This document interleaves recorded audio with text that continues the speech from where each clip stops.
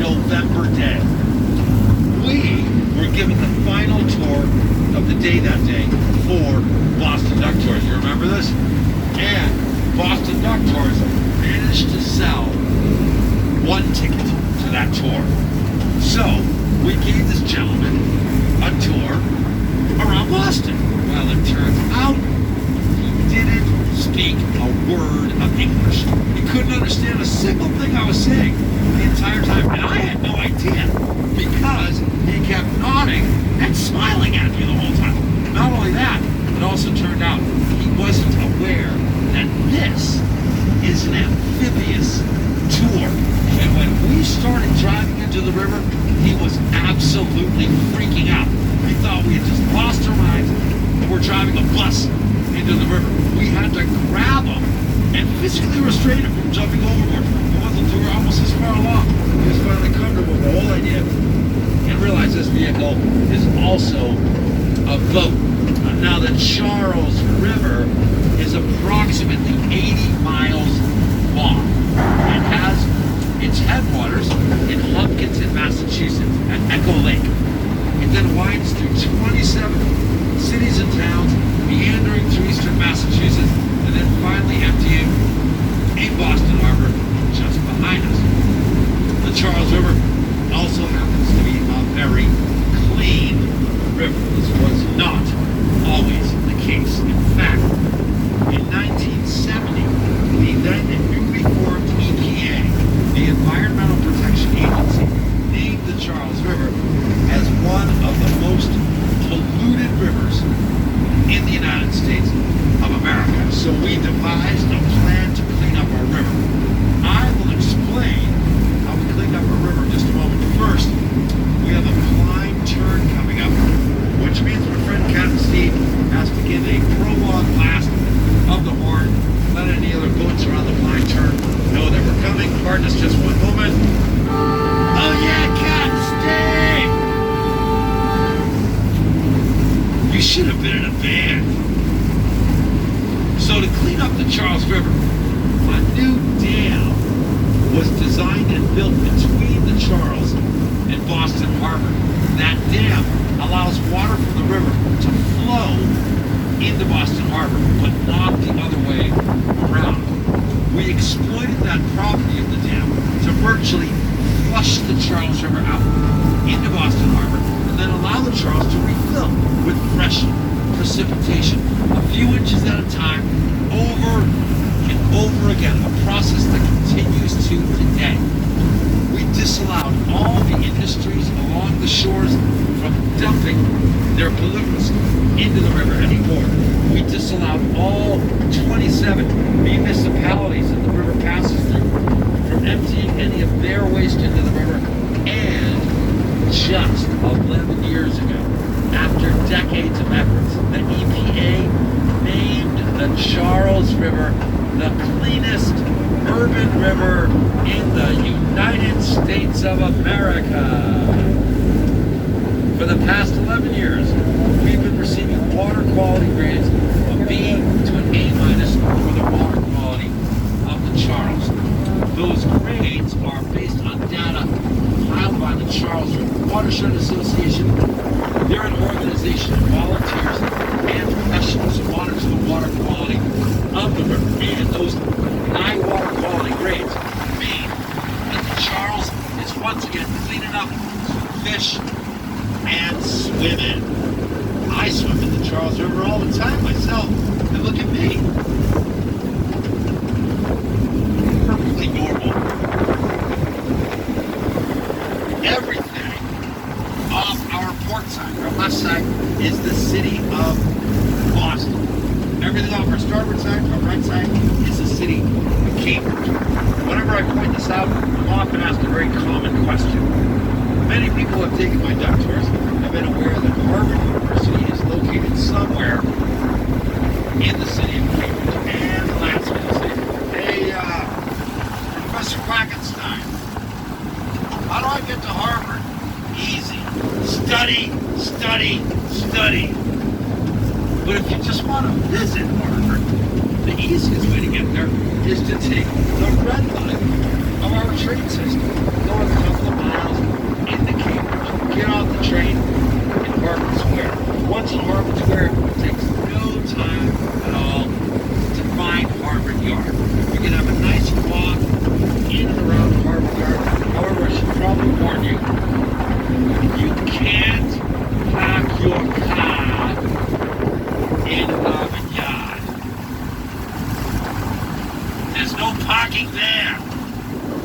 which is why nobody ever says that around here. On this bridge, directly out of us, is the Henry Wadsworth Longfellow Bridge, named after famous poet Phillis Wheatley. Of course, named after Henry Wadsworth Longfellow. On top of the Longfellow Bridge, there are towers that resemble giant fancy salt and pepper shakers. That's why locally, many people refer to the Longfellow Bridge as the Salt and Pepper Bridge, or the Salt Shaker Bridge. Underneath the Salt and Pepper Shaker towers are sculptures of the bows of Viking ships. The reason we have Viking ships on the Longfellow is because when this bridge was constructed in the early 1900s, there was a Harvard professor who believed Vikings were the first Europeans who have navigated the waters of the Charles. There is absolutely no evidence or proof of that whatsoever, but he was able to convince the people of the cities of Boston and Cambridge at the time, and we ended up with these lovely Viking ship sculptures of the bridge. The Viking ship further out to our left has the seal of the city of Boston above it. The one directly out of us has the seal of the city of Cambridge above it. Coming into view on our left in just a moment, we'll see the gold dome of our new State House atop Beacon Hill. The State House dome wasn't always gold. When that building was completed in the year 1798, the dome was covered with wood shingles. However, it leaked anytime there was any heavy precipitation, so it was recovered with copper, the copper mill of Paul Revere and Sons. And then in 1874, it was covered once again with 13-ounce and 23-karat gold leaf.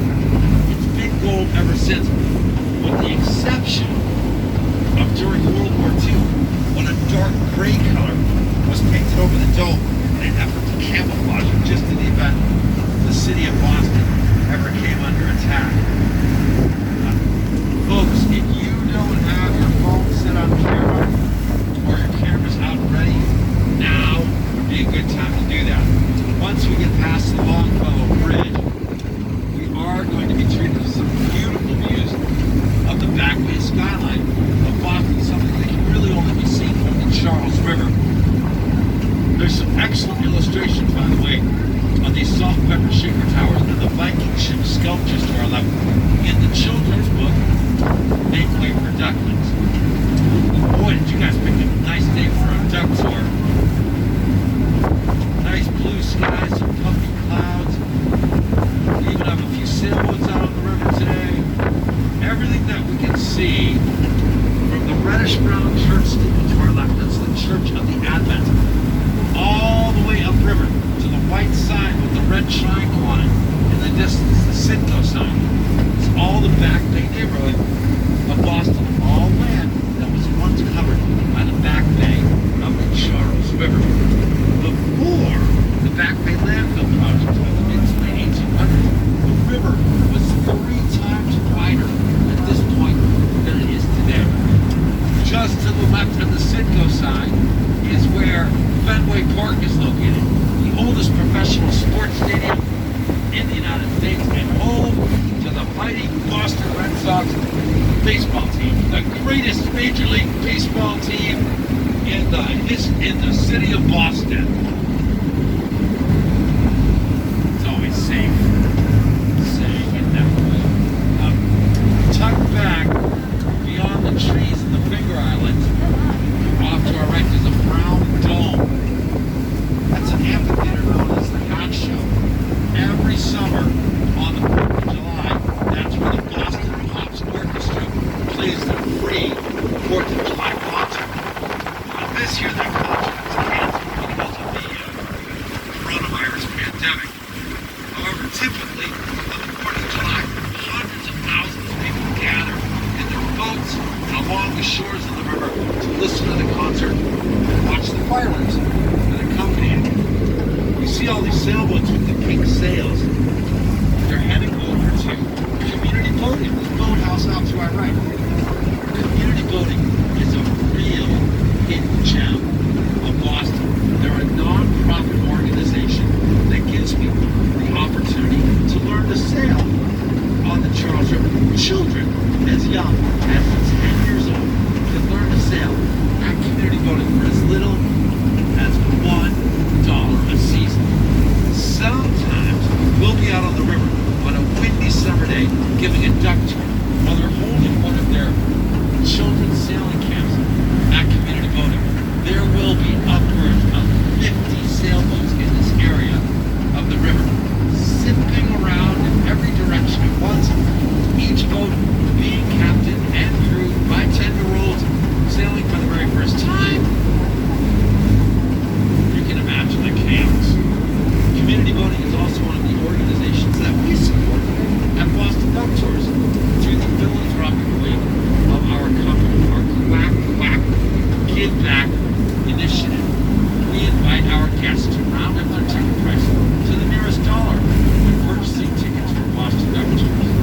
At the end of our season in December, Boston Duck Tours matches all those small donations, and then we in turn donate them to a number of local nonprofits that promote recreation and use of the river, having a clean Charles River, education about the history of Boston, and providing service dogs for wounded United States combat veterans who are in need of them. This is our 26th year in operation with Boston Duck Tours. In that time, we have raised a little over $1 million for these worthy local nonprofits. Speaking of our veterans, you may have noticed on the ceiling all the names written and signatures. It has been our tradition at Boston Duck Tours to invite anyone who is either an active duty United States military service member or veteran of any branch of U.S. service, Coast Guard, Marines, Navy, Air Force, Army, to sign the sealing of the duck. Do we have anyone on this tour? Yeah, what branch? United States Air Force? Yeah, thank you for your service. Anybody else? No, if I pass your marker, would you do us the honor? Here, hold on a second. We're doing this the COVID way.